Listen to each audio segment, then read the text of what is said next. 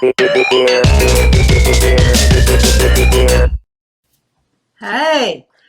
welcome Hello. to Radicalized, where truth survives and we got your back. I'm here with Jim Stewartson, High Fidelity, Sean Connor. My name is Heidi Kuda. These guys are my favorite world-class anti-fascists. We are a show that's an investigative show about disinformation.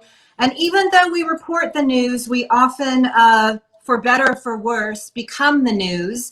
As many of our friends know, we have been under heavy troll fire. It looks very much like a coordinated campaign. And so what we decided to do for this episode is bring in our favorite troll smoker, Brent Allpress, all the way from Australia via New Zealand. Brent is going to receive a very special award before we get into his techniques. And if Sean could pull that up, that would be amazing. Sure can. You are getting the first ever Brass Bullocks Award. Well done. Well done. We're honored to present this award to Brent Allpress for exceptional achievement in asymmetrical counter-trolling tactics for the Radicalized Truth Survives Strategy Academy. and that's a non-gender specific award, obviously. That's right. Yes. That's right. I try to be sensitive. You Yes. can't dangle this award off the back of your truck, but you can frame it, and we will be sending it to you from the bottom of all of our hearts because, as all our friends know, Jim has still not managed to get back on Twitter, even though he was suspended after being handed his account back. So it's very murky and awful. But what did happen that brought, a smile and a tear to my eyes was I watched Brent do this, as Sean was saying, this incredible asymmetric counter-trolling technique, continually staying on point, continually reposting the video that obviously has made a significant dent in Mike Flynn's chances of ever being taken seriously at any level. And Brent, can you just tell us and our friends exactly how you did this? Well, it took a little while for that thread to kind of start to attract the trolls. It took a couple of days.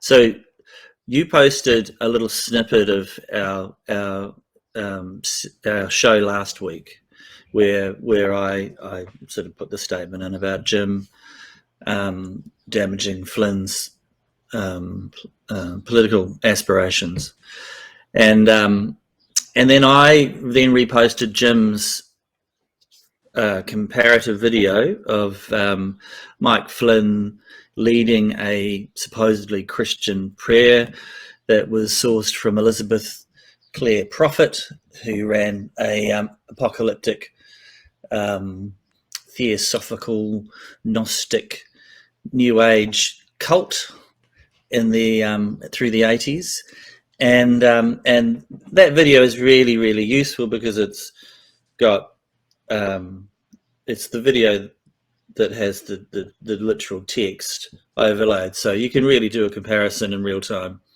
of just how closely the words have been appropriated by Flynn. And my view is that he was taking a kind of strident sermon and then turning that into a militant Christian nationalist prayer. That's how I would have viewed the kind of psyops of it. But I also went back through the original sermon in its full length and cropped out, because after Jim exposed this, I stuck my head in the Elizabeth Clare Prophet bucket, which is not a straightforward thing to do. It's not. It's difficult because she's out there, and she's virulently anti-communist. She's a nationalist. She's so I can kind of see the attraction of the language mapping onto a kind of Christian she's just nationalism. straight up fascist. I mean, yeah. So she's but she's in the I am kind of stream, Yep. And she's so it's all filtered through Archangel Michael. There's really little Jesus in there, apart from he's just one of the many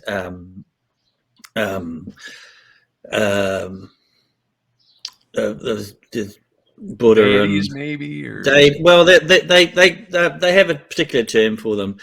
If you're it's Islamic, the enlightened or the ascended masters. the Ascended Masters, yes, the Ascended Ascended Masters, right. Yeah. So she lists them at the very beginning as the Ascended Masters. So I mean, it's a little bit like Islam in terms of but there's a whole series of appropriations going on there. It's closer to Gnosticism in that sense, because they would, sort of have they'd acknowledge a range of syncretic kind of religious leaders. But in her case, Archangel Michael becomes a sort of warrior figure, and I think that's part of this more sort of militant kind of mode of quasi-religion, cultic quasi-religion that Mike Flynn's tried to appropriate. He edits out any reference to Archangel Michael. So what's essentially what he leaves out, because that would just be too narcissistic. But he has to hide his super secret agent name. Yeah. Well, you can't share that. Yeah, and he but in defending himself, as I said last week, he in a post on another platform, he defends himself by saying that the prayer is to his namesake, Saint Michael, and all of his siblings are named after saints. Well, Saint Michael, Archangel Michael. So the idea that your kind of prayers are mediated through Archangel Michael and his legions is one of the things that really triggered a lot of evangelicals and also the QAnon crowd. And so I sort of would break that down and say, it's satanic if you're in that camp. It's heretical if you're in a kind of more mainline Christian, Protestant and Catholic, conservative Catholic and Protestant kind of lineage. It's psyops if you're looking at it in terms of sort of cultic practices, and it's potentially a form of radicalization of extremism within a Christian context. So that's a national security threat, effectively, as we've been watching. So that's how I viewed what he was doing. So by pairing the two videos, Jim's video and this clip, which is what they do is they hyperventilate the cultic congregation by doing the "I am Michael" chant, and they get faster and faster and faster until they get to sort of respiratory alkalosis, and you start to become you get a kind of it's a trance. Trance-like. It's literally hypnotic. And you get a kind of you get a high off that. So then the idea really is you have a very pliant congregation at that point who are literally high and will kind of take any suggestion you want to give them, and then you kind of deliver a kind of strident sermon. So that seems to have been a modus operandi.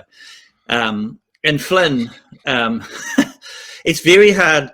It's hard to watch the two together in sequence, and to realize that one follows the other, because it really puts Flynn in the in a psyops rent-a-cult kind of context. Yes.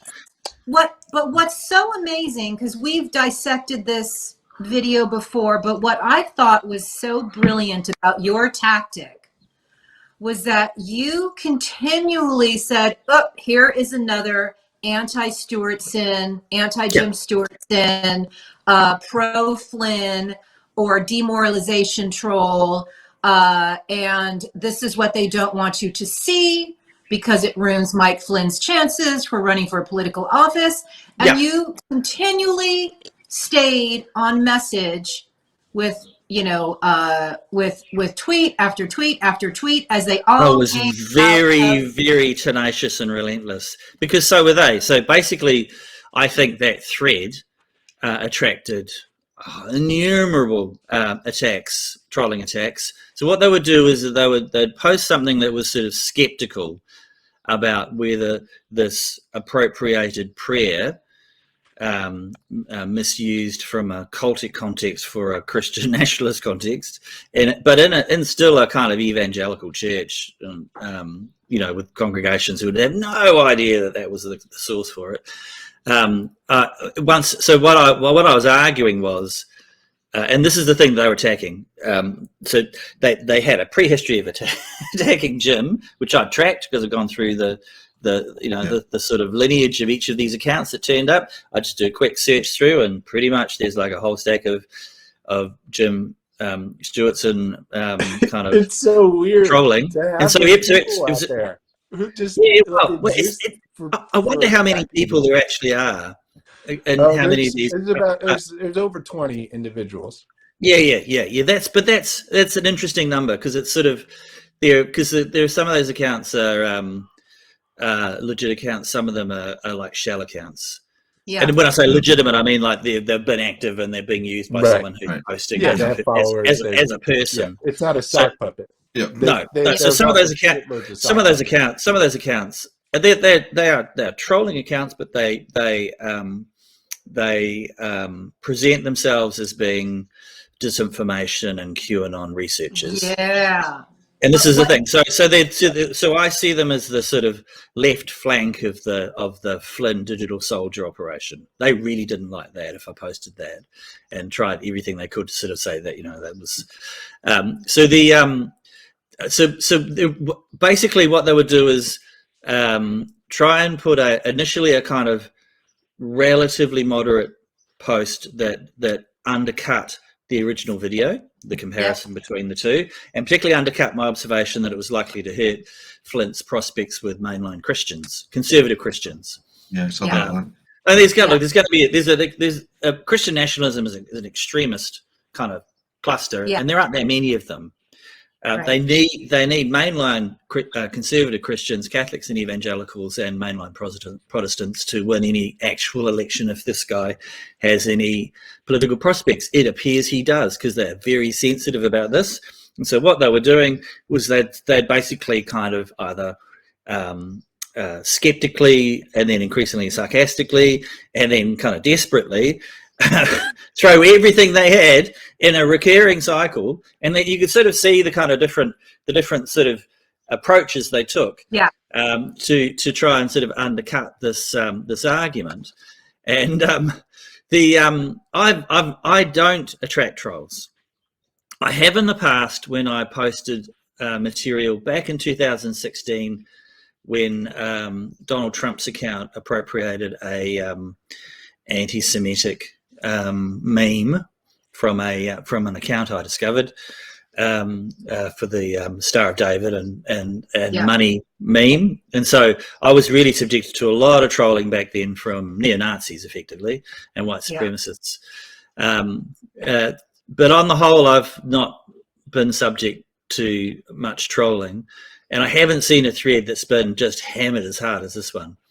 It was just so strange, having gone through the talk we had last week, to then literally go through it myself that following week. It's crazy. It's just crazy that exists, and it takes a strong stomach, because these people are trained. They know exactly how to do it. And I'm very dispassionate. Your point about repetition is really important. So I mean it's basically if I repeated the same congratulations, you've won a reposting of the original comparison video between Flynn and Elizabeth Clare Prophet, and as a bonus you get to hear this sort of rapid hyperventilated chanting and then what I'll do is block them, and that would go on their out to all their followers. if Yeah. they had any, if they're accounts with actual followers. Some of them I think probably don't actually have followers, but some of those accounts are quite large and they must have a kind of influence sort of network. And it must have been because they were then doing it in cycles. So one would come in, and so they just come in again and again and again onto the same thread. And every time I would sort of say, but basically a repetition. I wasn't copying and pasting. I'd rework and develop the cycle of replies as I went. And partly just because anyone who's on, you might be one of my followers is probably going to go, what the hell is this? But also, as I was doing it, they'd come in at a certain angle, and so you just sort of come at it back. Basically, it's the dead bat approach. So if someone sort of, bowls are really, this is a cricket analogy for those of you, but if you get Americans. Basically, yeah. But if someone sends you a curly ball, and the best thing to do is just to do a dead back, and it just sort of dribbles into the middle of the pitch. So my approach to these sorts of your word for that one. but basically, you don't try and take a swing at something that's gonna knock your wickets out if it's a bit dodgy. So what you do is you just sort of block it. And literally, so it's that's the cricket analogy. I don't. The baseball analogy would be you're bunting. It's a bunt. Yeah. So we have about 1 minute left, and first of all, for me, it was like watching a bullfighter or like the world's greatest, fencer, like somebody who just knew how to do a sword fight. It was just so incredible. And so what I'd like for you in this last minute, and then we're going to retire the trolls for a while because quite frankly, we're over it. Yeah. Number one, please state one more time what you saw it was. You used a brilliant horseshoeing, and just give us that one great line. You saw this as the left flank. I mean, this is like an operation in war, and you had a beautiful line that you said earlier. State it one more time for our viewers. Well, I saw this as in High Fidelity's terms, it's a troll crew, and I saw it as the left flank of Flynn's digital soldiers.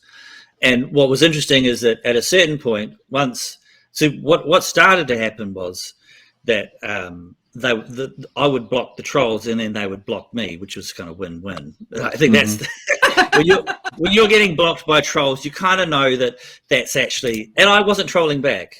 All I was doing was they were trying to suppress a certain video, and what I would do is repost it to them with framed in my own terms, not theirs, and then follow that up with the kind of more extreme cultic material that showed the context for it. My friend, you were trolling them. But it's master trolling. But for good. And but also what they there's saw an to do important distinction here between the verb to troll and the noun to troll. And the noun troll, in my view, is somebody who is there to harm somebody, and that's what their purpose is. But to troll somebody can just mean to try and get a reaction from them. Yeah. I wasn't after a reaction. So in that sense, I was not trolling. What I was doing was a counter-trolling response. And so it was asymmetrical. So I got hit by dozens and dozens of accounts. I would use the same tactic again and again, and they would then abuse me after they were blocked, and then I'd report them for that. Because they were using all sorts of language that they really shouldn't have been using. I was being accused of being a liar and a fraud and all these other things. Tell me about it. So I didn't really engage with any of that. All I do is just report that as abusive targeted harassment, which one of the accounts disappeared. So it just literally it disappeared. Cassandra blocked me first. So there's about the core of the group blocked me in the end. But then what was interesting is that let's not say any names. We don't want to say that. But one of the Flynn.com crew came on and had a crack, and that really dropped the mask completely. So someone who is a Flynn.com account added to the list. So that's that. It's, to me, that's what it was.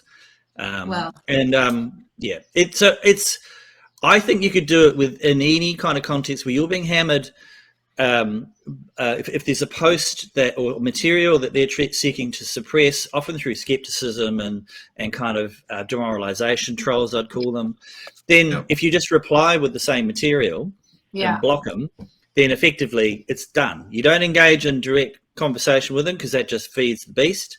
You take the material they're trying to suppress, you repost it on your terms within your framework, and then you block them and you move on. And they hate that, so they'll throw another troll at you. You do that to them, and they hate that. They'll throw another troll at you. Do it again, and you just keep going until they run out of accounts because either I've blocked them or they've started blocking themselves. So that was it. Job done. It's interesting because the trolling is designed to exhaust the person who's being targeted, and Brent is such a master at smoking these trolls out from under their various bridges that he exhausted them. and that is why you were getting the Brass Bullocks Award. And Brent, we can't thank you enough. It was really like seeing somebody.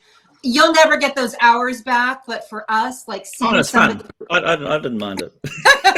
Seeing somebody go to bat for us meant the world. In cricket terms, I'm sure there's some sort of accolade that you can offer somebody. I don't want to give it a cricket analogy. That was just a sort of there was a rhetorical analogy of the dead. You did go to bat for our crew, and you showed them how it's done, and we can't thank you enough. And we wish you the most beautiful rest of your day there in Australia. And I'm sure this will be to be continued. But for now, you've heard from the master, you've learned from the master, and now you know a little bit more than you did 20 minutes ago. Right. One thing I'd add, just one last thing, is that I'm interested in that video that Jim did as a comparison, gaining some traction. And so because they put so much pressure on that thread, it started to take on viral reposting all over the place. And so that's another job done. They helped us do that. So congratulations to them. Really, really useful. Thank you, Mike Flynn, and your troll crew for spreading our nasty news about you. Yeah. Thank Thank you, sir. Oh my Reverse gosh. polarity. We'll be mailing this out to you soon. Award. Good, thank you. All right, Very best. Oh my gosh. Wow. That was funny.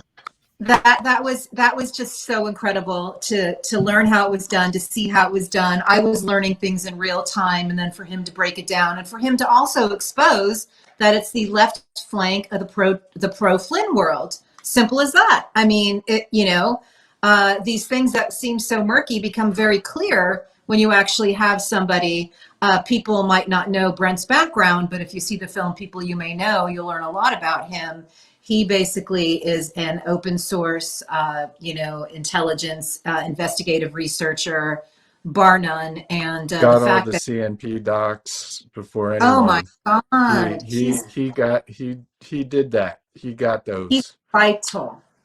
He's vital. And finding out he was in the CNP is a huge deal for everyone. So Mike Flynn being among Cambridge them. Analytica, Mike Flynn being a chief among them. Absolutely.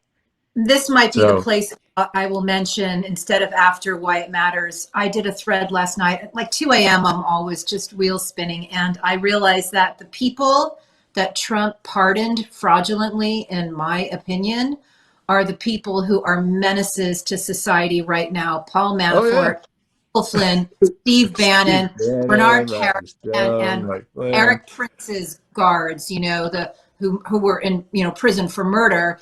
And I bring that up because A, that thread went viral, and B, as soon as we can focus things, it makes it much easier for me to then think, okay, where do we put our energy? And Jim, you've said that from the beginning. There's a handful of people who are actually out to destroy democracy right now. And look at them. They just happen to be the same handful that Trump pardoned. And presidential pardons were not supposed to be used for things like murder. They were nonviolent. Or the overthrow of American democracy. You're not supposed to pardon somebody for being a fucking traitor. That's Word. not a thing. Word. You don't get to Seems do that. so clear. Well, Wow. he needed them clear to carry out the January 6th operation. I mean, that's Well, that's right. obvious. He Thank you, still may have gentlemen. he still may have pardoned himself. We don't know yet. By the way, You don't have to I can't disclose do pardons. that. I'm Yeah, not you gonna can. I'm not gonna name any names, but I just did a little post about one of these infiltrating trolls who comes into the left, all buddy, accused me of being an asset. While he said on December 8th, 2020, I like Steve Bannon, and then he Yeah. showed a picture of himself with his arm around Steve Bannon. Anybody who puts their fucking arm around Steve Bannon should shut the fuck up for the rest of their life. That's all I have to say. So it's just Well, all of you, stop it. You're Yeah. you're dumb. you're playing lazy. yourself. Stop. It's unfortunate because the people you're talking about a lot of them have powerful positions in the media and appear to be one thing. But as Brent just showed us, you can be the left flank of the pro-Flynn operation. And quite frankly, I think that that's exactly what's being exposed right now in real time. Ah, beautiful. Let's just enjoy this for a minute. Make a game out of it. But Jim, just so we never lose focus on why you're being targeted, you are a one-man army with your colleagues who obviously work with you and help provide information. But you, with your 60,000 followers on Twitter, were getting in the way of the pro-Flynn, bonus left flank. Period. End of story. That's the furthest I got. I got my high score. Nice. I can't disagree. Hey, we're supposed to be doing a show. Why are you playing games? Stop that. It's hilarious. He's playing. It's our game. That's Yeah. what we- So that's Oh, what it's we our game. do. yeah, it's radicalized. We should throw in receipts at trolls on there. Throwing Yeah. receipts at trolls. Yeah, well, Yeah. all our Nice. friends will get the opportunity when we get our Patreon going, which we're going to be saying like every week when we do it. People are actually trying to throw us money, so maybe we should get the Patreon going. Yes. It'll Hey. get there. Hey, you know what? Honestly, this is a lot of hours every week, and we do it That's because true. it's the right thing to do. But it's certainly, if people want to support us, we will certainly be grateful for that. Okay, so Cheers that to was that. a very robust starting to a very fabulous episode. We have not even mentioned who our guest is. Oh my God, Jack A. Bryan, director, producer, Active Measures, producing Kremlin Files Pod, also did the Hunt for Q, yeah, which I think Jim Yeah. was which a part of. is the great documentary. Yeah. We'll talk to him about it, but Can't wait. got as close as any of them have. Certainly, far closer than the HBO catastrophe, which I will get to at some point. And there Jim just throws himself out again as pizza for the trolls. Pizza. Troll pizza? Troll pizza. Oh, because the HBO documentary is. No, yeah, because I'm just saying like there's going to be a whole bunch of people who are actually paid to try to quiet that. Yeah, I know. I'm not worried about it. Well, Let's go. speaking of trolls being paid, let's get to our Yeah. word Yeah, phrase of the let's week. get to our show here. So Oops. just one more thankful to the first Brass Bullocks Award. And Yes. now let's get to the word phrase of the week. All right. All right, word phrase of the week is influence campaign. Yes. And what is an influence campaign? An influence campaign in marketing, in corporate marketing, an influence campaign is when you do a campaign to sell a product or whatever, and you utilize influence online, right? And that's fine. It's a marketing thing. You should, have to note that it's a paid campaign. Yeah. But what has happened is That's a good point. that has been weaponized. Yeah.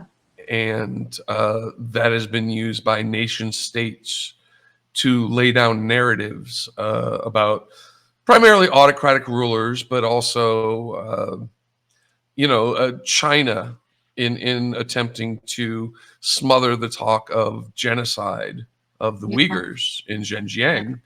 has been using influence campaigns online. Yeah.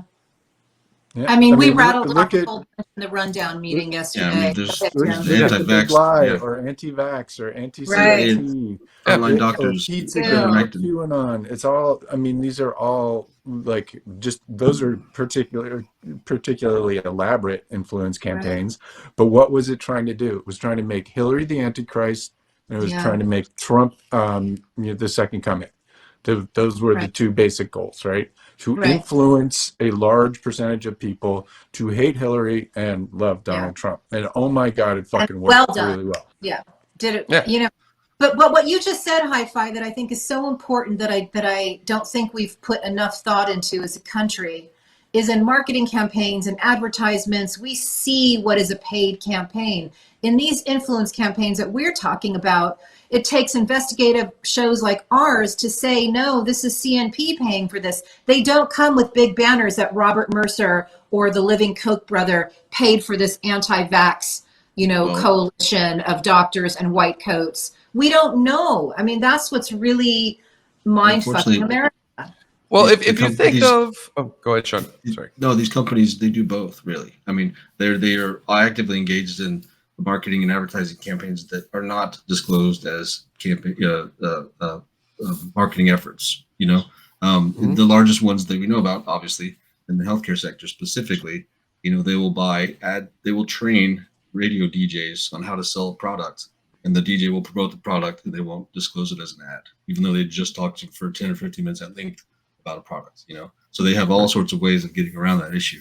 But yes, Yeah, it is Instagram influencers too. A same ton type of of thing. those. Yeah. Well, yeah. and here's, and speaking directly to Instagram, Instagram has rules that, oh yeah, you have to put on your post as paid promotion, but their enforcement of that is the same as what needs to happen is it needs to be legislated. These social media companies That is need the to be held only to remedy. Yeah. task. Yeah, that is the only remedy for this, basically. Yeah, Because there are, these companies but- do get held yeah, right. accountable. They make a shitload of money from people weaponizing their platform, right? Yeah. Like, Yeah. I mean, how much talk money about have that they in a made second. from the tens and tens of thousands of defaming tweets about me personally? Yeah. All that is great engagement for them, right? For them, it's just the numbers. We found out the simplest version with Facebook, right? They Yeah. put an algorithm in place that on purpose radicalized people. Yeah. They knew it. Right. They did Yeah. it because it got more engagement, which generates more views, which generates a shitload more revenue. That's Right. why they yeah. did it. If you don't, And Twitter's no different. They Yeah. don't give a shit about No, all they wanted- what's they just wanted to happening. optimize- They don't care that there's thousands of these fucking accounts out there that are just there to hurt people. Because that's they tell that's the fine. algorithm to optimize for keeping people online as long as possible. And then Yeah. however that happens, that's fine, right? Well And there are done. ramifications to that because all they do is I just want you to optimize, just keep people engaged as long as possible.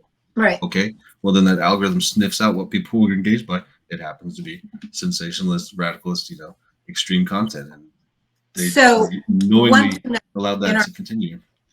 in our rundown meeting yesterday also, I asked you guys, so many of the things that you just rattled off from the AFLD anti-vax grift, so much of it, as we know, is grifters profiting off of these lying influence campaigns, but they are also helping destroy our democratic institutions. And you guys said that those two are not mutually exclusive.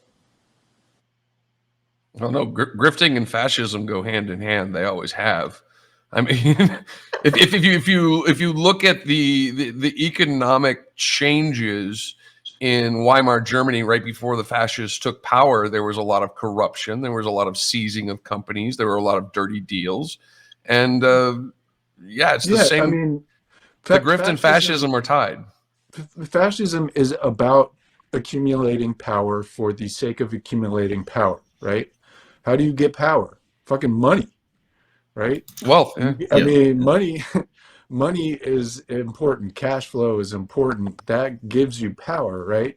So of course the fascists are going to be finding ways of getting money, and the way they're going to be doing it is by exploiting flaws in the system, like the fact that this fucking like group of doctors can be out there pushing ivermectin and whatever to Americans and be allowed to do that and continue and not just get immediately raided by somebody like, what the fuck are you doing? Is what fascism is. It's Right. finding these holes in the system, these ways to exploit it, that we don't have a way to deal with yet. That's right. And once again, go ahead, Sean. Oh, I was just gonna say, oftentimes they will exploit that loophole and then attempt to close it off for other people coming behind them in order to keep that power or keep that access solely to their own. You know, like Greg Abbott, for example, in Texas, he was paralyzed in a car wreck, right? And he got a major settlement award from that. He then, once he became governor, put a cap on damages for paralyzed individuals in car wrecks, right? Unbelievable. So he made millions and millions of dollars on the settlement, got into office, and then tort reforms squashed the level of compensation that people could get for the exact thing that he was involved in. Such a great example. Hypocrisy I'm sorry, I just have to say the word hypocrisy. Yeah. Unbelievable. He's the worst. It is the signature thing that you can look at with any fascist, any bad actor, is what they say and what they do compatible or not. It's that simple. And if you just look at any of these people, the way that they actually act, the way they behave is different from the way that they treat others. And they seem to have a base that doesn't mind as long as they're in on the grift and the fraud, which is very disheartening. You brought up the America Frontline Doctors grift, and I just want to say that the only reason we know how much money that they have made off of their, telehealth clinics selling shit that doesn't work and certainly is not approved to work at the very least, is because of investigative reporters, and investigative reporting is incredibly the legit stuff, not the ops, because we now know that out there too. That's so damn underfunded. So it's just, the only reason we know the truth of so much of this grift is because of, barely funded investigative reporting. And that harkens back to Germany as well. I mean, it's just incredible. So I thank you for that. That was amazing. And now let's breeze through why it matters so we can get on to Hellscape and get on to Jack. All right. So, Sean.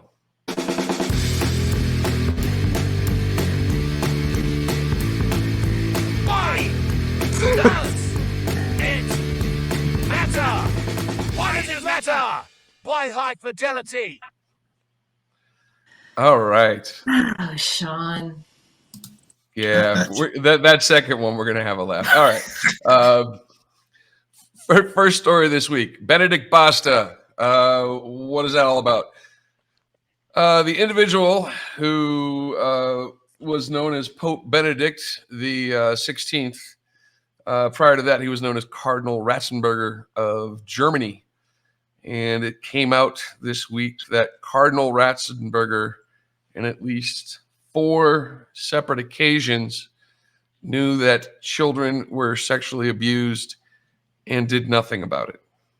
We have a clip intentionally for the 2 popes. If you want to run it, hit it. Yeah, it's remarkable. It's on Netflix. All the time, the real danger was inside with us.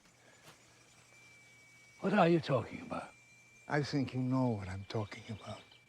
We knew there were priests, bishops, great men of the church who preyed on children. And what did we do?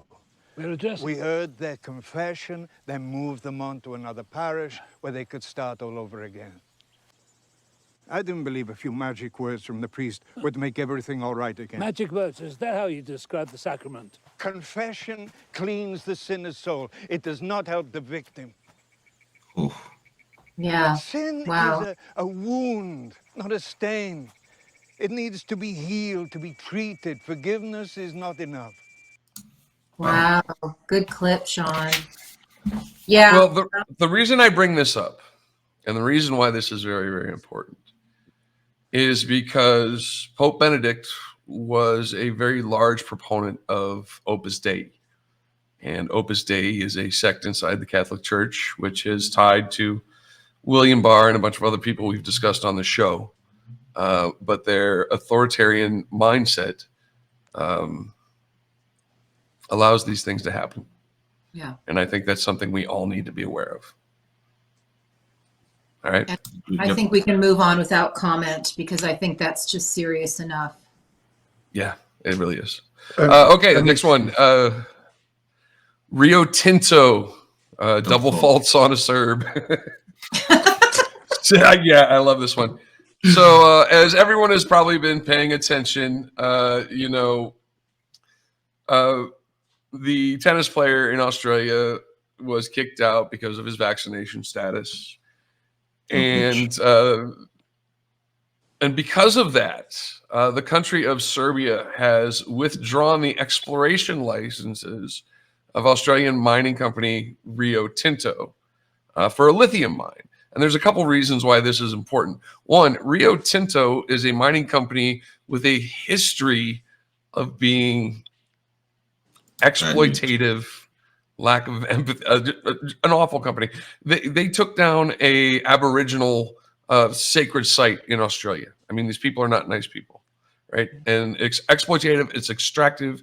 Why does that matter? Well, if you look at Eric Prince working with CITIC in China, I'm sorry, Chinese company CITIC in Myanmar right before the coup, right? Or we can look at what's the other one I was thinking of? South America. Evo Morales. Evo Morales was couped in Bolivia for his lithium mines because he wanted to nationalize them. Yeah. Right. Yeah, Rio Tinto is involved in a lot of Johnson & Johnson bad mining from talc powder. There's also about $1 trillion worth of precious metal, et cetera, in Afghanistan. That's right. And it's not a coincidence that Eric Prince and his crew have set up there.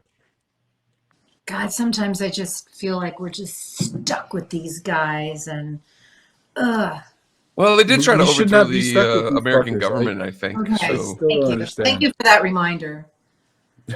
Can we please remind our audience, like every episode, that we're always talking about people who have tentacles to people who tried to overthrow our government, and that's fucking bad, yeah. What were you saying about talc, Sean? Rio Tinto and talcum powder? Rio Tinto was one of the main suppliers for Johnson & Johnson's talcum powder for years, going back to the 60s and 70s, I believe. And they knowingly, actually, they knew that the asbestos was in the talcum powder because they were mining it. And they actually, there's letters back and forth, actual handwritten, or not handwritten, but typed letters from back in the day, telling Johnson & Johnson, look, this is bad. We need to address this. We need to move forward on it. And Johnson & Johnson obviously never did anything with it. Women developed an ovarian cancer. And Rio Tinto was the one pulling it out of the ground for them. Even worse, at one point they shifted to mining talcum powder from Iraq, Afghanistan region, which was controlled by Taliban forces, and they were still making deals with the terrorist organizations to get that talc out, essentially funding a portion of the war on terror, The oppression and the terrorism. the terrorist side, right? Yeah. To maintain Maybe we shouldn't do their that. market share. Yeah. Maybe we shouldn't do that. It say it. seems like a company that does that funds terrorists in order to give women cancer should probably not be a company anymore. What the fuck? This Ooh, I is like when this is when you start talking about the only way to change is criminal charges levied against executives, and until that changes, that's they build in the fine into their shareholders know they put aside X billion dollars per year, so the dividend's the same. They understand they don't know what they're going to spend it on, but they know It's basically a price for committing crimes. they pay the fine and they move on, and it's Like, going to here's what it costs to commit crimes. That's right. You know, if you can pay that, knock yourself out. And it's Right? and That's it's a what big it is. number, That's and what in it the is. public sees them getting sued, and everyone goes, wow, but that's not actually that they don't understand the downstream ramifications of that are next to nothing.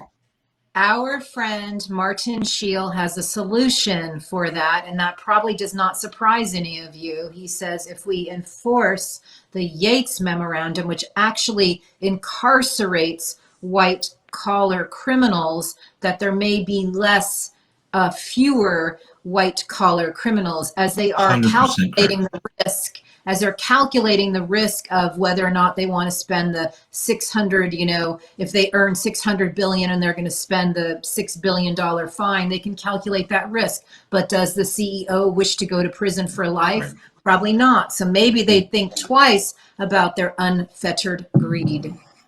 They would, because what we see now is the difficulty of getting a president or an executive to sit for a deposition.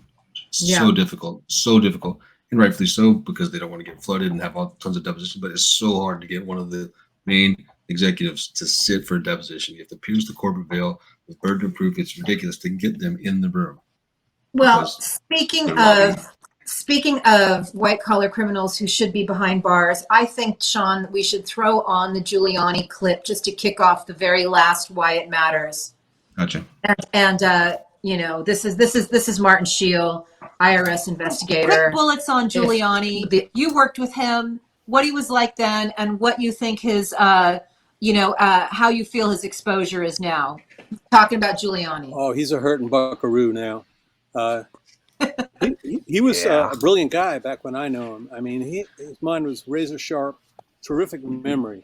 More than anything, you could tell him several paragraphs worth of detailed financial evidence, and he would remember it all, and he would spew it back 10 minutes later at the press conference, word for word. And I sat there more than once, just like amazed that anybody could do that. That Rudy isn't around with us anymore. That Rudy is long gone. I think too many cigars, too much cognac, too much living in the fast lane. Maybe, I don't know. It's just he's got some serious issues. I don't see how he's going to beat the Farah indictment, and I suspect there's a good chance there'll be superseding indictments in terms of very similar to. They started off with Manafort with Farah indictments, then they got to money laundering and tax evasion, and et cetera. I think the government will be threatening Rudy with all that. I think Rudy, in the long run, will end up pleading out, making his best deal, cutting his best bargain, and he'll fall on a sword just like Michael Cohen did, and he'll testify against whoever he has to testify, and because that's what they all do. Yeah. The biggest thing for Rudy, as for a lot of these folks, are legal fees. The expense of going to court triples when trial preparation and in trial. And they want their money, those lawyers, defense attorneys, want their money up front. Big retainer. They want 7 figures. And if you don't pay up, they'll walk away. They don't give a shit. The thing that in law enforcement that everyone refers to is defense attorneys' main move is bleed them, then plead them. So I think, remember, Rudy can't defend himself. He's been thrown out of court. All right. I just thought that was worth revisiting for the last Why It Matters, why that clip matters, and why it matters. Hi-Fi. Why that clip matters? Because this week, and I don't think it got quite enough fanfare, but the Treasury Department decided to dunk on some disinfo. And what do I mean by that? 4 individuals were sanctioned by the United States Treasury Department. The first individual is a man named Volodymyr Oleynik, and I probably butchered that terribly. I apologize. All right. So this first guy, he was, I know, I'm sorry. I mean, I need a Ukrainian tutor, anyone out there. Anyway, he was a member of Gazprom, and as we all know, Gazprom, a significant portion of it disappeared around the time of the 2016 election. It has been used as a snare to enrich elites across Europe and the United States to get them to engage in Russian disinfo. And so this fellow is part of that. The next person is Vladimir Zivkovich, and he is an individual who is tied tightly to the Russian oligarch Derkach. And of course, Oleg Voloshin is tied to Paul Manafort and Konstantin Kilimnik. And who are those people? That's the one Manafort was passing polling data and polling information to Russia. That was, this guy's network. And the last one is really kind of important because he is a member of Medvedchuk's network, and Medvedchuk is a billionaire in the Ukraine who is being held right now on charges of treason.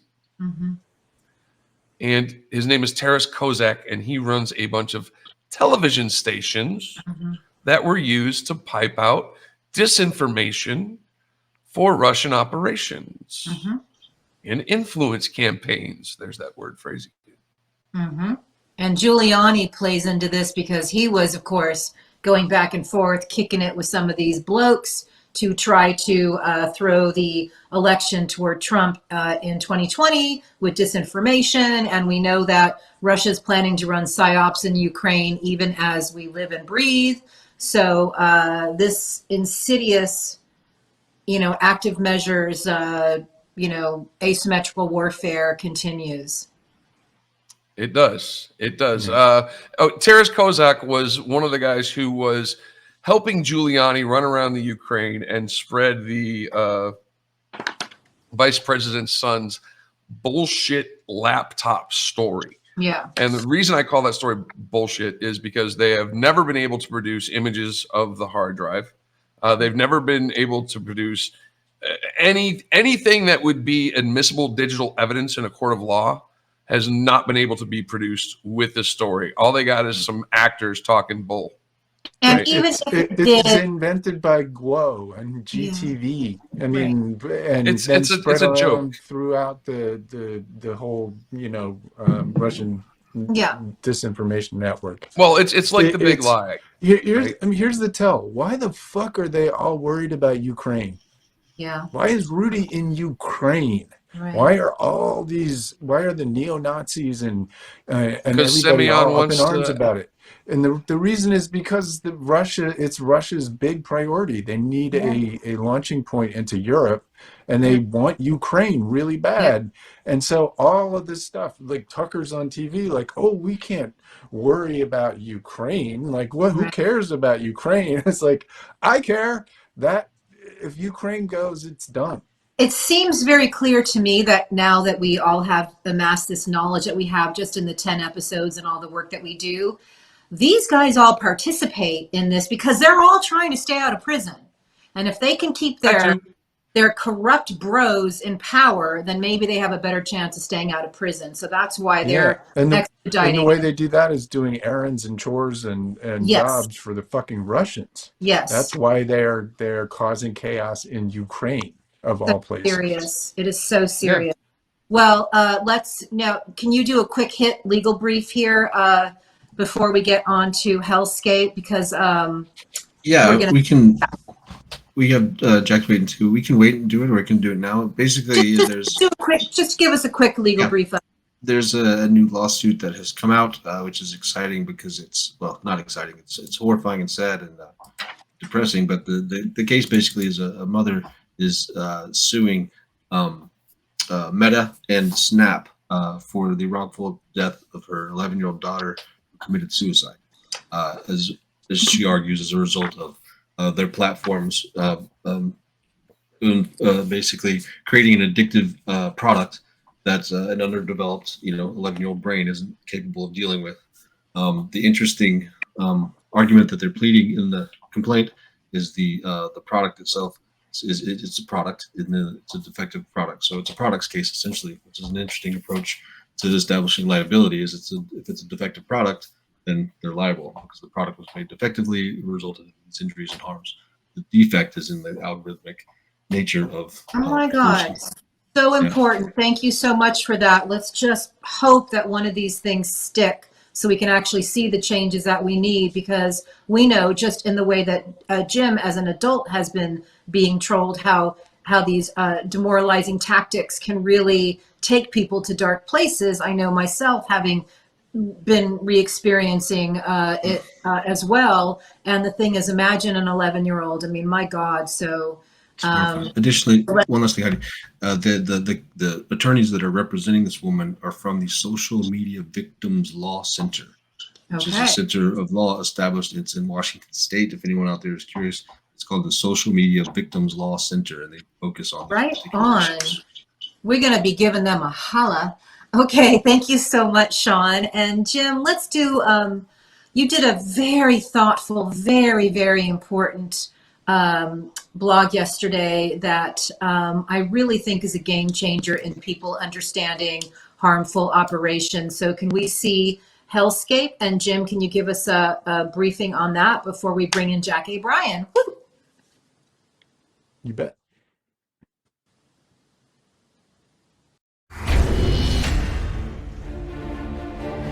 Jim Stewartsen's Hellscape. Oh fuck. Oh fuck. Oh fuck. Oh fuck. Cool. So I just want to briefly go through this a little bit. This article is not about any person in particular, an expose of any people, but I think it's really important for people out there to understand how intense it is, how dark it is, and what they actually do. Some of it sounds crazy. It sounds like some kind of movie or some shit. Until you actually experience it, like you will realize it is in no way, pretend or made up. So just briefly, let's talk about what ops are. It can be a little confusing because it can either mean operative or it can mean operation. So, I use the word ops sort of casually, just saying, that dude seems like an op because he's doing something that seems inauthentic, right? Where either something isn't matching up and they're doing things that are harmful. So when I see somebody that's doing something harmful with a background that suggests that they, might have ulterior motives from what they're actually talking about, I think, okay, maybe that person is an op. And an op would be somebody who is, for whatever reason, not being authentic in the way that they behave and in the actions that they take. So why do they do it? Well, in counterintelligence, there's a acronym called MICE, which is money, ideology, coercion, or an ego. I kind of put compromising material in with coercion because that's usually how they do it, is they got something on you and you have to do what they want. But it's the same thing. A lot of the people out there are just doing it for money. They're doing it because for extra money, they have a job and, fuck, I'll spend 4 hours a day trolling this dick. No problem. And, or it's ideology where they're intentionally infiltrating groups and being deceptive. And there are some people who are doing it because they have no choice. Because otherwise they will be exposed in some way or another. And then there's just some people who do it because it feeds their narcissism. Mm-hmm. There are a lot of them out there that just get off on sadism. They just like to, harm people. It's sad, but true. All right. So just defining a few of the things that happen, the terms, briefly, a LARP. So LARP is short for live action role play. It's a character, right? The most famous LARP is Q. Q did not exist. It does not exist. There was no Q. It's a fucking LARP, meaning it's a character that was invented to be deceptive about its purpose, right? Mm-hmm. So you can also use it in the verb form, to LARP. So what's a troll? And I made this distinction earlier. The verb to troll can just mean like interacting with somebody. I, trolled Joe Flynn all the time, and it wasn't. I was calling him out. I was exposing him. He was responding to me. It wasn't an abusive situation, even though I was trying to get a response from him because he just confesses all the time when I do it. A troll is an account who is there to whose purpose is to harm people, right? Who all they do, or the entire reason for them to be there, is to hurt other people, to say bad things, to mischaracterize what they say. A very special form of troll, which are the ones that seem to love me best, are the concerned trolls and the sea lions. So these exist strictly to get around terms of service. That's the purpose of them. They just lie, right?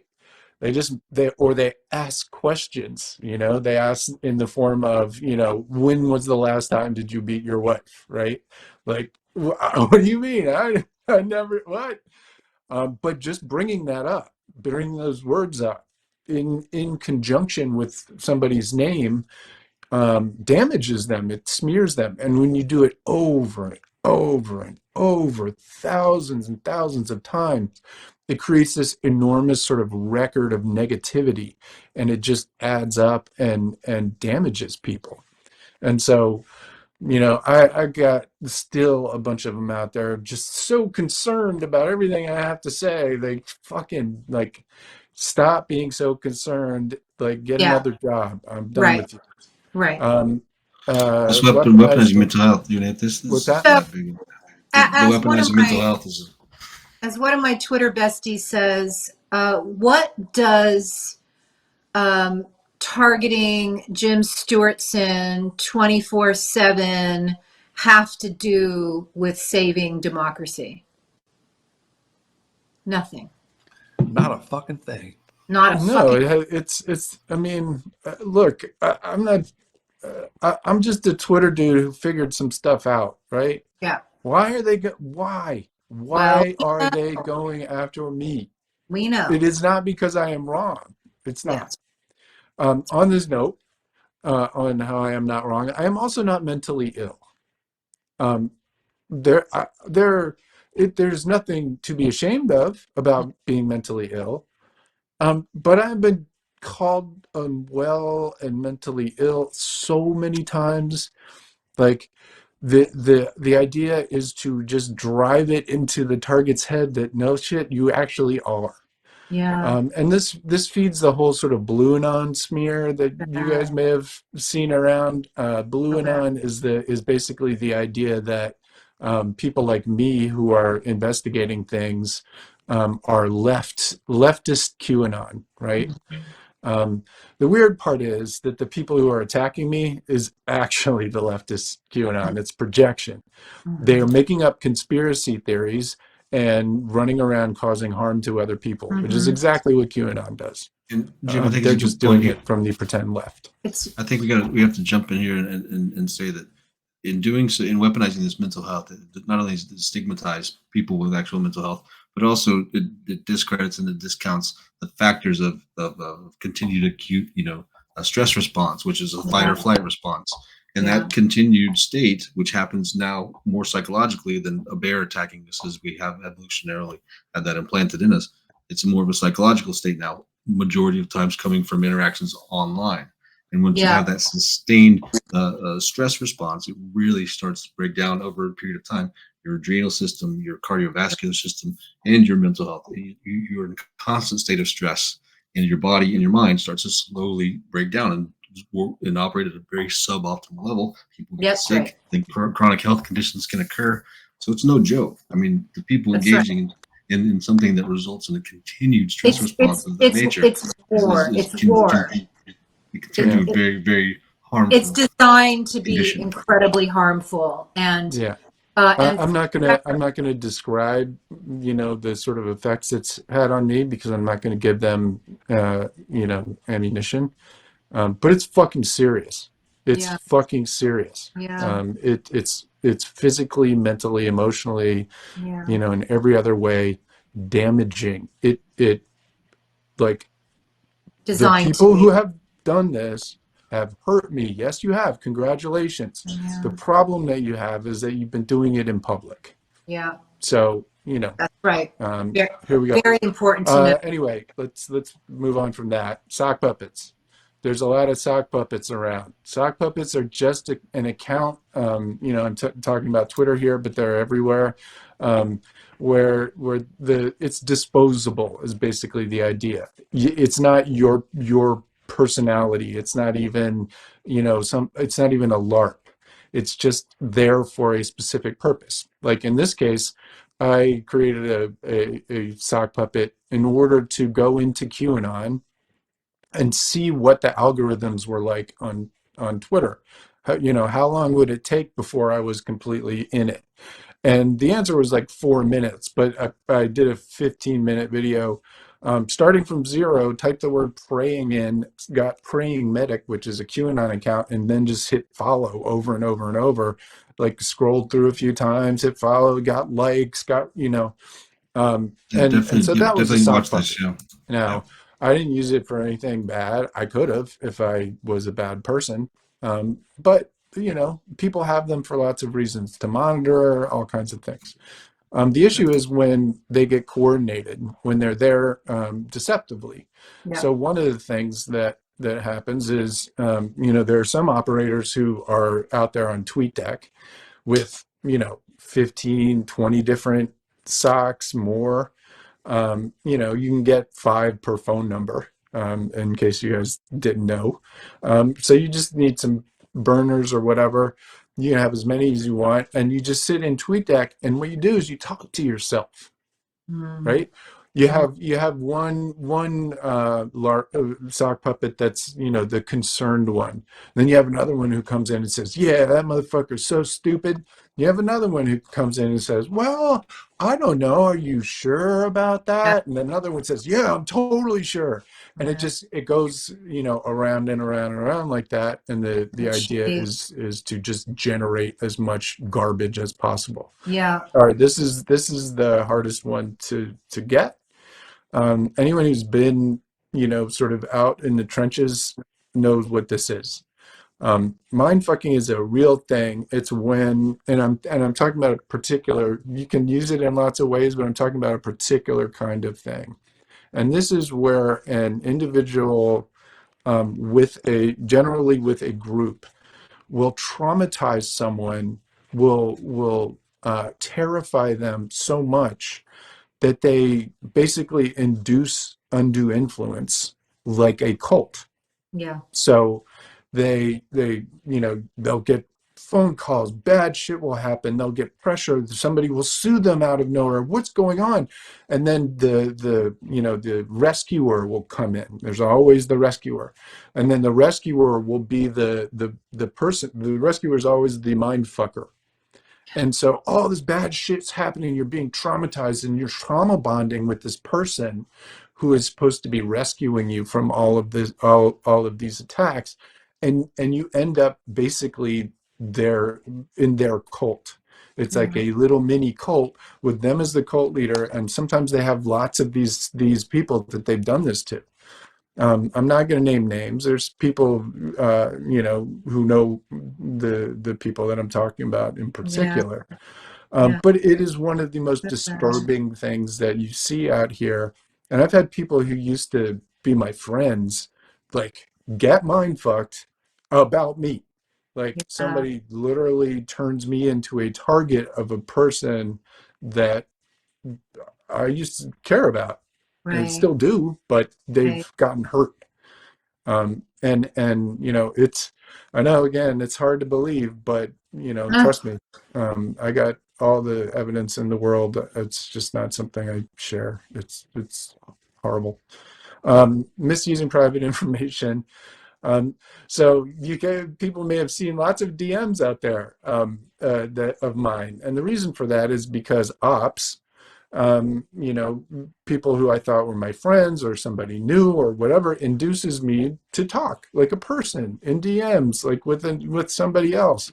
And then suddenly stuff that I was saying in DMs comes out on my attacker's, Yeah. you know, on my main attacker's website, and I would starts stop you for threatening one me. second. Anybody who's showing anybody's DMs is not to be trusted in general, because that's private Seriously. information. So if you see someone doing that, I think the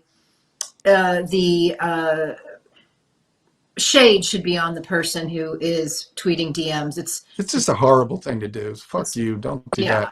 that. So like this guy like got my DMs and then used them to accuse me of attacking him when he's been doing it for a year. Yeah. It's stupid. It's just these dumb fucking, like, you know, projection ops where they get your stuff and they make stuff up about it. Yeah. Two-sided ops, infiltrators.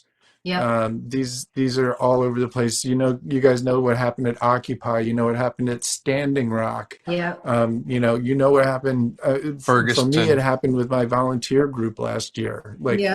people come in on purpose, being your friend. They get close to you. They do things for you. They go and, you know, troll your attackers, you know, on this side of their face. And then on the other side, they're actually out there telling the people what Yeah. you're doing, and they're trolling you themselves and creating the drama that they want. They want to create this drama. They want to create chaos. They want to divide people from each other, and they want to break apart groups of well-meaning people. And it works, and it sucks. Yeah. Influence journalists and blue checks. I don't want to get too much into this right now because it's kind of a long thing. Read the article. Yeah, there's a bunch of blue checks.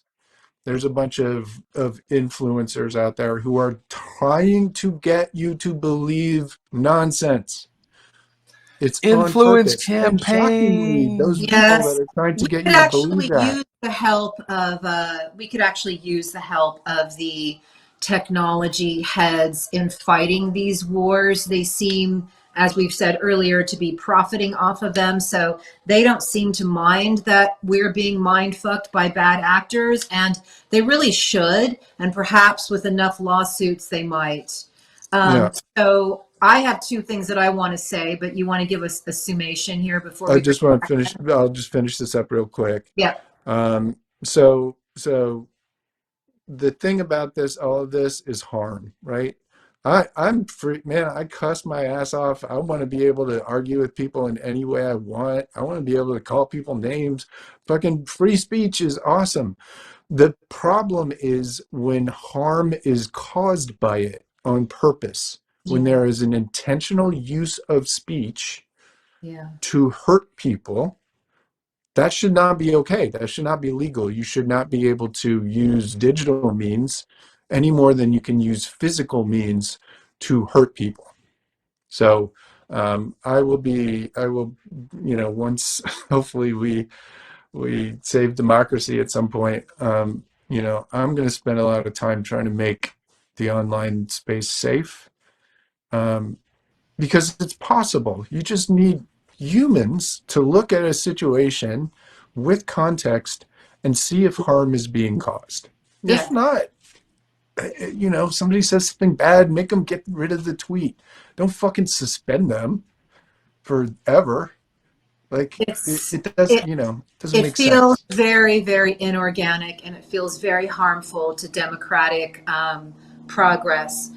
Your line in there, I want to quote one thing before we bring Jack in. Two things. One, Jim's not a dick, so I know that he used that phrase, but just to be clear, he's like one of the most lovely people that I know. And your line that I think is very important is, once we preserve democracy, I'm going to make it a mission to make our online lives safer. It's currently a weaponized influence war with rules that are easily gamed to benefit people with bad intentions. And that, I think, is what we are fighting right there. And now, who is more perfect as a guest to bring on to this show than the, you know, writer, director, producer, Jack A. Bryan, because that film that you and your partner Marley put together, among other projects that you've done, Active Measures, I think, is one of the most critical pieces of film that have been produced for people to understand the scope and the history of the attacks that we're living through. And what Jim just explained very much is an example of the day in, day out grind of this kind of war. So Jack, say hello, and we're going to run your trailer. Hey, thanks for having me on. Really appreciate it. Thanks so much. Yeah. So anything you want to say to preview the trailer? Anything you want to kind of tell people? Well, I mean, I definitely have a sort of a longer thing on follow up on what Jim was just talking about. I think, though, that just to sort of set the film, I think that we have to, as a people, we understand that we're the subject to advertisements. We need to also understand that we're the subject to influence campaigns in the same way. And they operate along similar means, and to have a similar kind of sense of suspicion. Okay, fantastic. Let's run Active Measures because we got so much to unpack. And then I'd love some of your thoughts on President what Jim... Trump. Just now, President Putin denied having anything to do with the election interference in 2016. Every U.S. intelligence agency has concluded that Russia did. My first question for you, sir, is who do you believe? Putin has worked to undermine democracies across the globe. He made his way up through the KGB. He learned how to maneuver politically. The Russian mafia is an adjunct of the Russian government. And they help maintain Mr. Putin's power. To the point where Putin may well be the wealthiest man on the face of the planet. How does Russia launder money into America? Everything I know that's interesting, I can't tell you. The Russians have a particular type of mark. They go after somebody who has business resources, shady morals, and political connections or aspirations. I've just described Donald Trump. Putin realizes that if we're divided as a nation, we cannot protect ourselves from threats within and without. And what you have is probably the biggest intelligence breach in the history of the world. The crown jewel for any intelligence agency is to recruit an asset inside your adversary's intelligence agency. They seem to have premonitions of things that were going to happen that in fact did happen. The question is, who helped guide the decisions that the Russians were making? Trump Tower was a money laundering paradise. Anybody who was anybody in Russian organized crime bought a condo unit at Trump Tower. We have a serious intelligence operation in the home of the man who becomes president of the United States. I think this is the tip of the iceberg. What's at stake is truth and the cause of liberty at the most profound level possible. Man. I love it so much. God. So good, dude. Fucking great trailer. Holy shit. When that the whole thing's out, remarkable. That trailer's killer.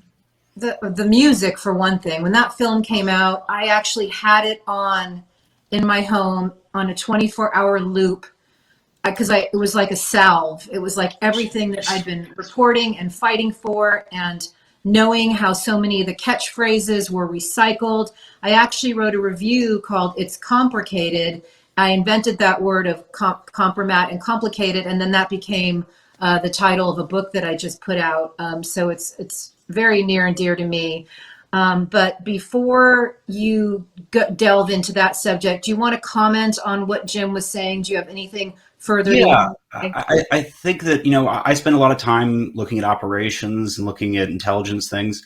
And I think that one of the issues in communicating those is that most people don't exist in the language of intelligence. Yeah. So when they hear ops, when they hear things like that, they think James Bond, and it feels very foreign. And the way that I tend to address it, and frankly, a lot of the way I think about it, is that anytime you have an industry that's devoted to investigation, whether it's the FBI or whether you're journalism, you're going to have a problem with your contacts. So in the FBI, it's called the dirty asset problem. If you have somebody that's giving you information about a criminal organization, you have to allow them to operate within that criminal organization in order to keep giving you information. So sometimes it's called the Whitey Bulger problem, because Whitey Bulger is sort of the most famous example of this. In journalism, you have a problem of access journalism. So during the Trump years, Maggie Haberman was sort of like the key example of that. that you knew that Trump was her main source, and it allowed her to become the preeminent journalist for the New York Times on Trump stuff. And so, yeah, she got to put out stuff that was seemingly bad about Trump, but it was usually couched in the context of framing it from a perspective that was more palatable. And so a lot of that also happens in the world of QAnon and things like that, but they don't have the infrastructure that something like the New York Times has, or something that the FBI has, to say, hey, you know what, you might not want to have that murderer as part of our program, or hey, you might not want to have that, spy as part of one of your, sources. And the problem with dirty assets or access journalism is it's a perpetual process that gets worse as it goes. With any source, your best information is going to be the first step that they give you, because that's what they've been collecting. It's like a band. Their first album is usually going to be the best one they come out with, because they've been spending years and years developing it. And as time goes on, you rely on them more and more, and they are using you more and more. Yeah. And so that is the case with, again, the FBI is the case with journalists, that you have to be really careful about being used. And I think that in the world of alt media, in the world of the internet, that those structures that are frequently don't work very well, but are there in place to keep that in check, just don't exist at all. And the only factor is how many hits you get. Right. And so if somebody can then create technologies that can amplify Twitter accounts, that can amplify YouTube hits, that is a huge tool that they can use, not just to give access, but to give, a venue. And so these things happen. And I think that even the perpetrators of them don't see them in the way of the context of operations. I think they see it in the context of access journalism sometimes, or I think that they see it in the context of, well, I'm just doing what I have to do. But when you see people reporting on like QAnon for years and reporting on things adjacent to all the people involved, but not the people involved, I think one should be suspicious of that at least as much as they're suspicious of why Maggie Haberman's New York Times articles always seem to make Trump seem like the innocent or the aggrieved party. Wow. Or Jack, it also seems that some of the people reporting on QAnon don't come from a journalism background or an English background or a reporting background. And so there is, there is that dearth, there's that gap between what you get when you go through, an apprenticeship or an education process. They're coming from different sectors, and all of a sudden they, fancy themselves. Maybe they get an article or two, but they've sort of lost the distinction that you're making precisely, and knowing how to deal with the source, or what even is a source. And so we saw a lot of reporting that was, frankly, just becoming a mouthpiece for other people's agendas in that process. Yeah, I mean, the thing about QAnon, right, is that it is disinformation. That is its purpose. Yeah. Right? So it should not be surprising that there are people surrounding it, right, who are participating with it, essentially to spread, disinformation, but from a different angle. Not that Maggie Haberman is doing that, and not that most people who are writing on QAnon are doing that. There are some people who write on QAnon who do it specifically to misdirect, who do it specifically to change the narrative. And shockingly, a lot of those are the same people who are attacking me. And yes, it could just be jealousy. It could be that they really think they're right and I'm wrong, but no. But who does it as a professional? That ain't true, because they've been around for years and they don't know exactly what's going on. Yeah, as a professional, right? When you disagree with somebody, you don't make it a mission, unless you're psycho, to destroy that person. If I have a report that runs in Byline Times and somebody else has a different point of view, well, Godspeed to them. I don't pay any attention to them. I don't engage. If I think I can be helpful and I saw an error, I might suggest something. And the response, if the person is not some sort of weird operative or a psycho, would be thank you.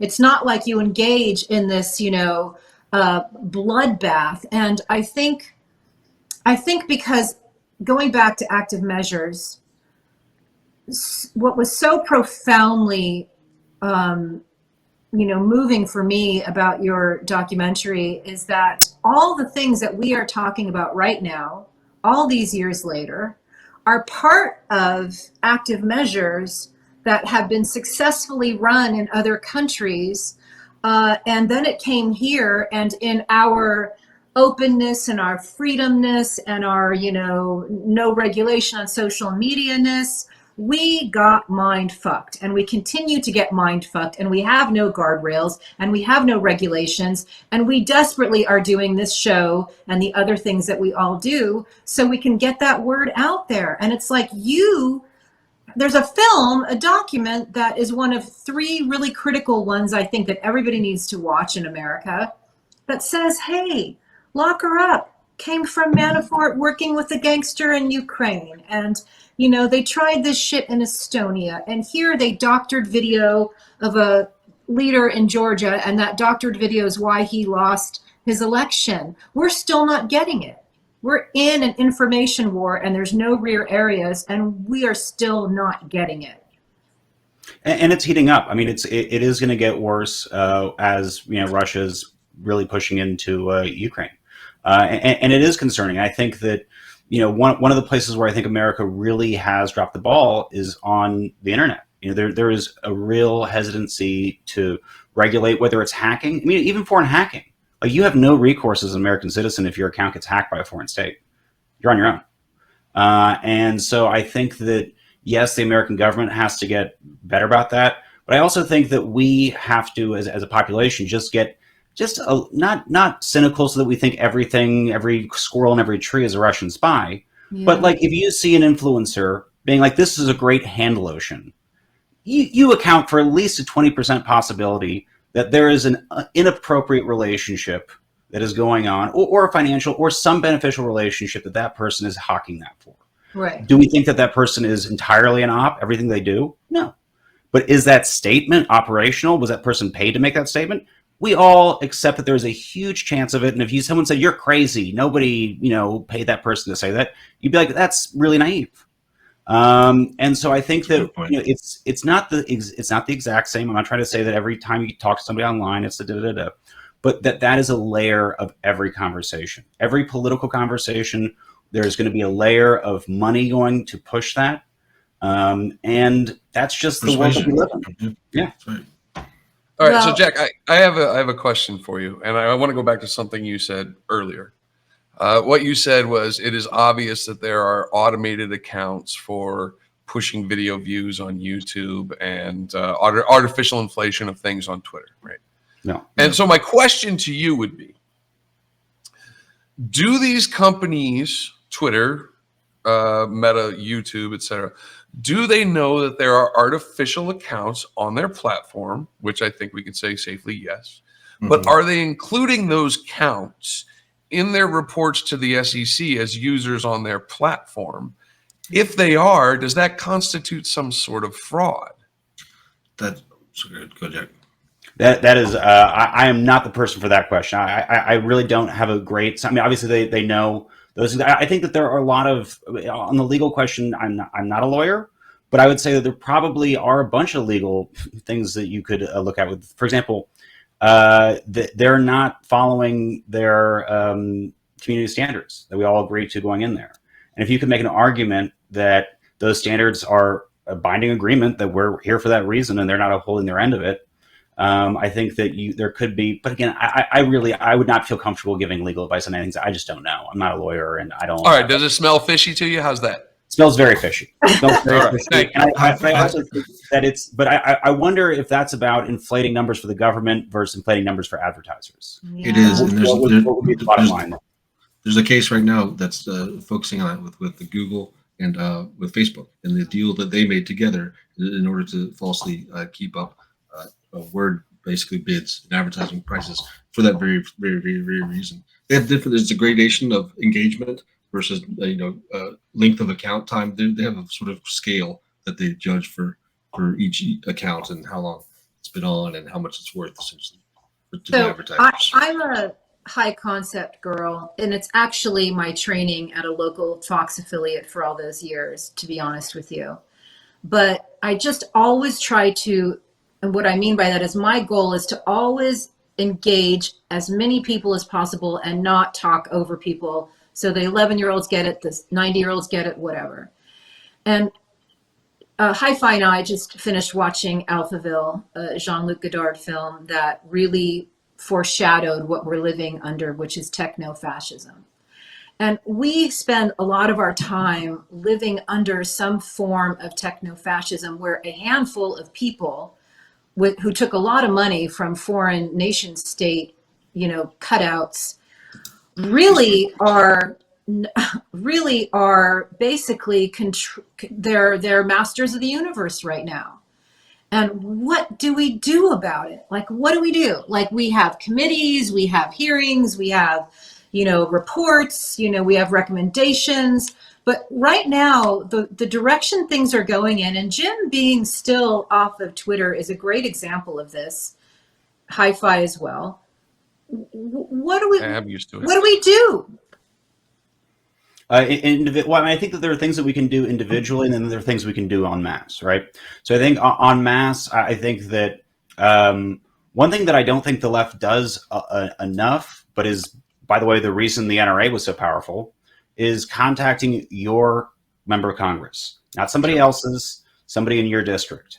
Like, literally, if you're like, why is the NRA so powerful? Because they organize people to do that. Yeah. So that's the thing on mass, obviously volunteering, voting, trying to push the issue at members of Congress, at the Senate. But also I think that having an openness that we ourselves are also the targets. Like there's a reason that the highest vaccination rate right now in America is Puerto Rico, because they don't vote. So they're not targeted in these operations as much. Yes. And so just the sheer fact that you vote in American elections means you are the target of operations. Stuff that you like, whatever. You look at like influence accounts. It's never just tweeting about the thing that they're influencing on. It's trying to grab people from ancillary. I was just looking at one that was like, a free Bill Cosby kind of thing, and it would retweet all of these like, pro civil rights tweets. Like every other tweet was retweeting some, cops are being horrible to black people, which I think we can all agree with is a thing that and we all sympathize with. And so we are the subject to this as well. And its influence isn't just something that happens to other people.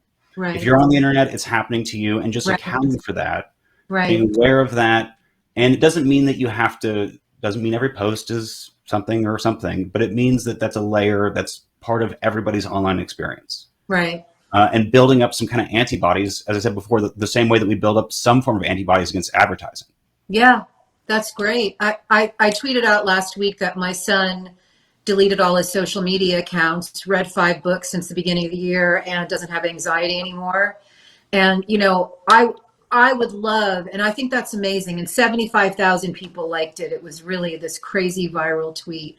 But I think that you're so right about maybe some kind of armor, and also like what's unnerving to me about this show that's happening to me in real time is I have a family on Twitter. These are people that I actually love and adore and rely on. And now I'm wondering, wow, are some of them people who are playing me, taking the information to the other sides? Maybe, probably. I watch people do the counter trolling of the counter trolling on Jim's story, where somebody comes in defense of Jim, and what it ultimately ends up doing is it continues the conversation going rather than just dying on the vine by denying it of oxygen.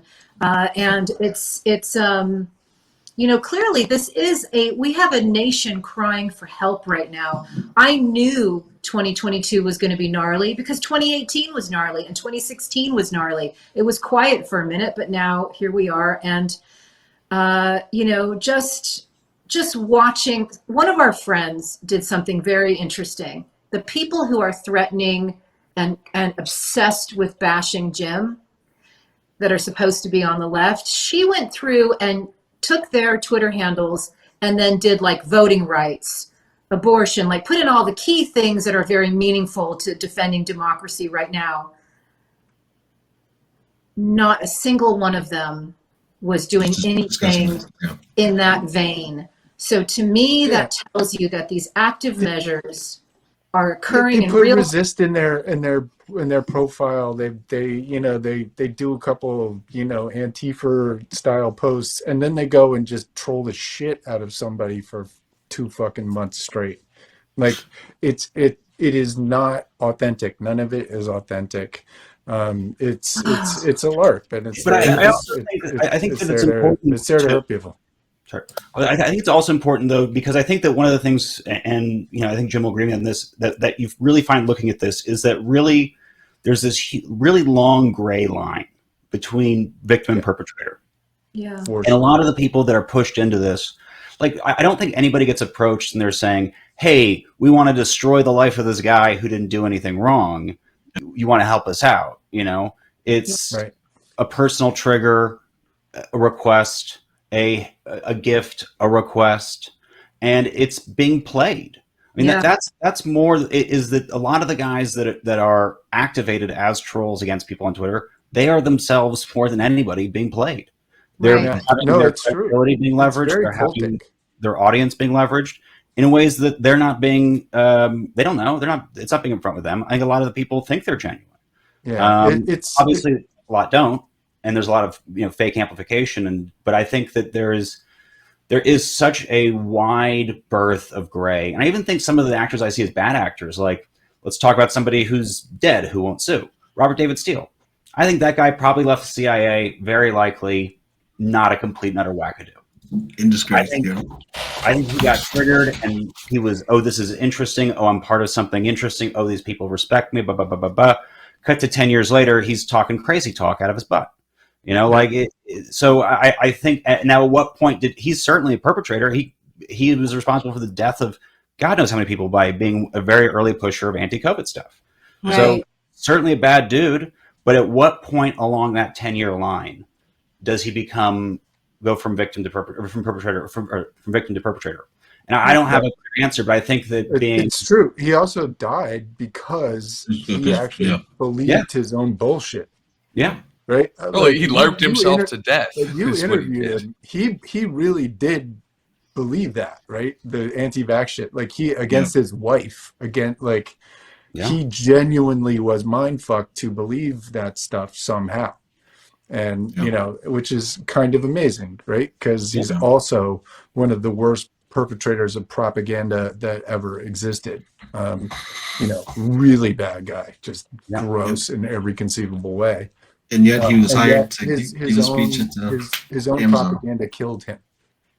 Did you guys explain who he was to our audience who might not know? Sorry, he was a former CIA officer in the 90s who left, got involved in Occupy a little bit, then started going down the crazy rabbit hole. According to him, one of his big sort of contacts that fed him a bunch of stuff was Sasha Stone.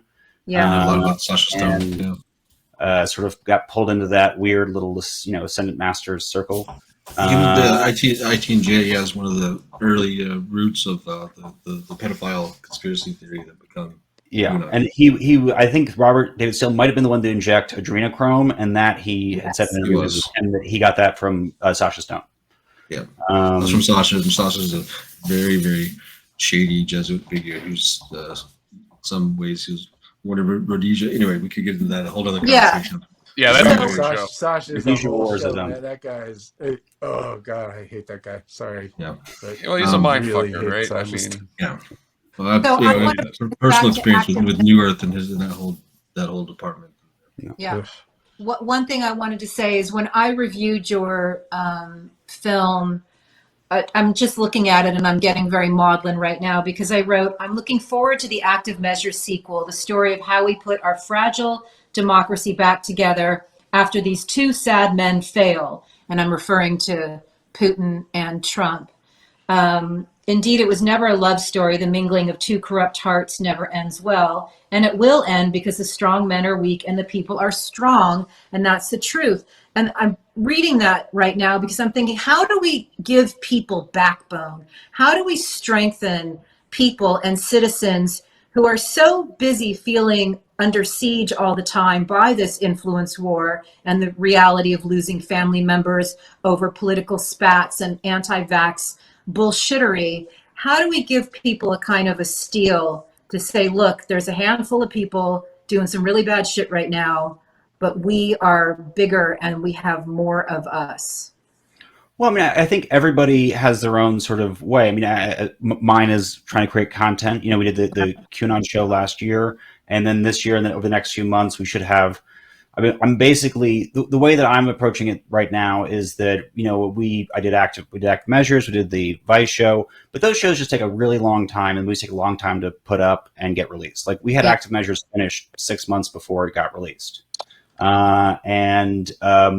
you know, you have to pitch it, you have to go through this whole process, and so we're doing that. We have a few shows that are going, but my focus this year is trying to produce like 4 or 5 podcast miniseries that really kind of lay out a lot of what has happened since active measures, the other aspects of the operation that were happening around that aren't necessarily Russian related, and really trying to piece that out with different projects that have sort of that feel genre-y, that kind of feel like thrillers into their own right. And so we have one of those that's basically finished, ready to go. We're going to be pitching that out in the next couple of weeks, and then I have another one that we're in production on, and another one I'm researching. So hopefully those will all be coming out. But I think that everybody has to figure out like what do I bring to the table? You know, like, what's the thing I'm good at? What's the thing I enjoy doing? What's the thing I'll actually do every day? And figure out how we do that. Everybody can do something. We can't all do everything, but everybody can do something. Let's take the last couple of minutes. Question. I have a question. I'm going after Jim. Okay. So you Then did me, a whole, then me. You did a whole three-part series on this hunt for Q. So who is it? Well, I think that you and I would agree that Q is not a person, that it is a construction and a false construction, you know. But yeah, so I would say that there is no, that I think of, it's a little bit like saying who was Iran Contra. Right. Jack Singlove. Oh, sorry, what? A little bit. Sorry. In there too. Sorry. No, I mean, is he still alive? Yes, he's working with the Flynn. What I wanted to do was take the last couple of minutes and have Jim and Jack, and then of course Hi-Fi, you can have a question too. But I just want Jim and Jack to talk a little bit about just a couple minutes on the Q series that you did, because what you just stated goes contrary to this whole huge mass out there that's trying to pin it on somebody else. And every time Michael Flynn's name is mentioned in relation to that, that immediately is a magnet for the troll flies. And so maybe the two of you just give like a minute statement on why you think Flynn is involved in this operation, or why he's not excluded from suspicion. Well, I mean, I think that it's at this point it's impossible to say he isn't, just because he uses the signs things with the QAnon slogan and gives the speeches, and at the very least appears at the conferences. So I think it's impossible to make the case that he isn't now. I think that making the case that he wasn't before August of 2017, when he first sort of put his name out there, it was right after the FBI says it was a terrorism threat, and suddenly Flynn puts his name on a conference. I think that right there, I think is a really suspicious act. Just the fact that right when it was needed, like that's the other thing, is like all these guys were only used when it was needed. Like, you know, Roger Stone gets pulled out when it moves from 4chan to 8chan to interview Jordan Sather and be like, is this the real Q? Yeah. And so I think that when did Flynn set up his defense fund? Ooh, it was right before the first drop, right? Like a week before. September 2017. Yeah, and also the first drop was in October. It's right. 18 was when Flynn backed out. August 18 was when I should have said. Sorry. He was quiet all through that beginning, because he was in the process of being indicted and all that shit. Yeah. And then he confessed right when after Q started, right. And you know, Q spent a lot of time defending Michael Flynn. Right. But I also think a little detail. I think it was Q post 53 was all about Archangel Saint Michael. Right. Which is fucking weird. Like, what? Why would you post this out of, like, there was no religious things before that. It was just like all of a sudden Archangel Saint Michael comes up and you should fucking worship this, like, because he's powerful and, you know, militant. I was like, you know, So it is very clear to me that there's a Michael- lot. Well, also there's a lot of over. If you read Flynn's book, which don't. Sorry. No, I mean, Ledeen, there's in the later sections, the Afghanistan stuff is this stuff is included. But the psyops they would pull in Afghanistan were not that dissimilar. A lot of it was convincing the mullahs that, or the population of the mullahs were blood drinking Satan worshippers and pedophiles, and it's the same. So, yeah, it fits in, pretty hand in glove. Also, he was connected to Cambridge Analytica early on, and I think that also I think that a lot of this, I think that this basically, this is maybe a little bit roundabout way of saying this whole thing, but I think a lot of this started basically with the Russian side of it, 2012. That basically a lot of the Democratic Party at that point, the sort of establishment of it was the sort of the new left of the 70s, sort of anti-Vietnam lefties, and the young people were very anti-Iraq war. And so there was this huge sort of bastion of the left that was sort of saw the big bad as the CIA and the military industrial complex, which fair. I was very much against the Iraq war. I marched against the Iraq war. I think it's totally fair. But I think around 2012, Obama's obviously in office, and a lot of these former intelligence dudes, whistleblowers, who had been getting a lot of work out of the Iraq war, had been getting hired to do stuff, kind of stopped getting hired. And that's where you see people like, 2013, I think you see William Binney start writing for for the VIPs, but the consortium report about how, Syria is being unfairly targeted by the West and Assad's not really a bad guy. And then you go on RT all the time. Yeah, these disgruntled military guys are definitely a matter of national security, and we need to deal with them. We should never have allowed these inauthentic pardonings. We talked about it at the top of the show. Mike Flynn, Roger Stone, Paul Manafort, Steve Bannon, Carrick, and Prince's guys. It's bad. It's all freaking bad. And we are living through this horrible, active measures still, both domestic and, foreign. And, again, I can't tell our viewers enough about seeing that film. Take the step, watch the film, watch anything that Jack and his partner do. And I only have a couple more minutes here, and I know that Hi-Fi has a question. I believe Sean has a question. Let's just get to it and see what we can do in the next 3 minutes. Okay, so here's my question for you, Jack. Do you think you'll ever be able to go back to Michael, is it McFaul or McCall? Michael McFaul? Oh, yeah. Yeah, Michael McFaul, and say, hey, that stuff that you couldn't tell me that was really interesting? Now can you tell me? Do you think you'll ever get to that point? I have not talked to. We talked to Michael about once since then. I know that early on, I think he was a little slower on the calling out the Trump Russia stuff than the rest of us were. But I think that eventually he was very much on there. And so I don't know. I mean, we were going to do an event with, I think his brother or members of his family or something like that wanted to do an event with us. But you know what? I will go back. I will get in touch with him and ask. Nice. Because limitations, maybe. I don't know.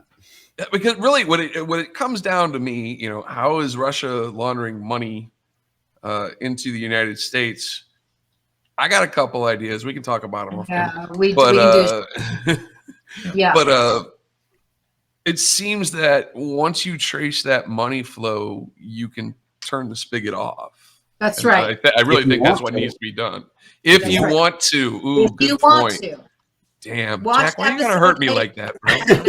Well, because listen, there's a lot of congressional districts in Florida where money laundering is the #1 tax provider.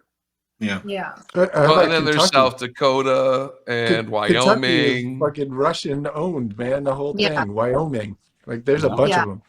Well, we got here in Ohio. We got the Igor Kolomoisky, the Ukrainian guy, doing real estate. The feds seized a couple of his buildings. He set a plant in Central Ohio on fire. Right. Yeah. I want to see Sean, how it happens. have a final question? Yeah, I was going to ask is that, and forgive me for my ignorance if you guys have answered this before, is if you're in communication or you know the girls at the Gaslit Nation and their efforts in hiding in plain sight. I'm familiar with them. I think Marley has been in contact with them more than me. So I'm not. I haven't been. I'd like to be. I think it's great, but I They just have the amazing Olga doing Kremlin Files, so that's what's so cool about what you guys are up to. So I am gonna have to wrap this. We'd love you to come back. We never, it's never enough time. 2 hours, and we never get it all done. But will you please tell our viewers if there is one thing that you could tell all of America right now, based on your experience in this active measures world, what would be your statement to them? No pressure. Well, okay. Well, now I'm going to kind of do a cop out. I'm going to say, listen to Kremlin File, because we're now going to be doing a lot of deep dives on basically the show up to this point has been sort of how did we get to this place, and now we're going to be talking very much what's happening now, what America should be doing, what people should be pushing for, what Ukraine should be doing, all these things.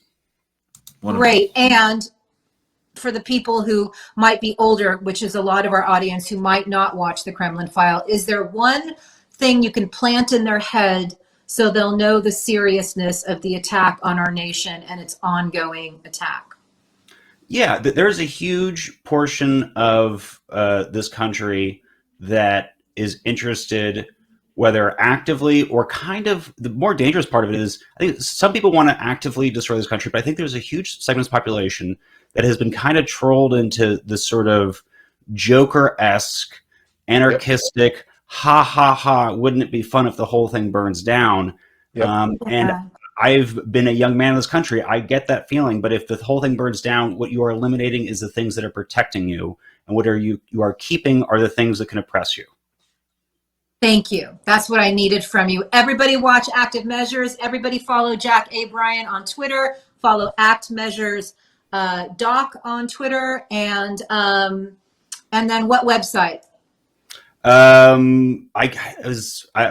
Just do those for now, and let's see. How are my company's Bunker Crew Media? If I'll follow up with you and get stuff for the website. All right, great. And also the Kremlin File. I think it's called at Kremlin File. Right? It's okay. I don't have a Twitter account, man. Okay. KremlinFile.com. Yeah, you lazy. Get in the fight, Jim. Come on. Hey, Jim, shut up. You still got LinkedIn, bro. Piss off. He's got Substack, and he is Substacking the shit out of that. Thank you so very much for being here tonight. You mean the world to me, and please tell Marley thank you for all that she does. Thanks so much. Thank you. You're the best. Thanks, man. Oh my God. So all I can say is this is a hell of a show. Let's get it wrapped so we can actually get it uploaded and people can gain a lot of knowledge. I know I learned a lot today, and I just think you all rule. All right. And I still need a Ukrainian tutor so I can learn how to pronounce these names. Oh, that's okay. All right. Thanks, guys. Bye. Bye. Love you. Later.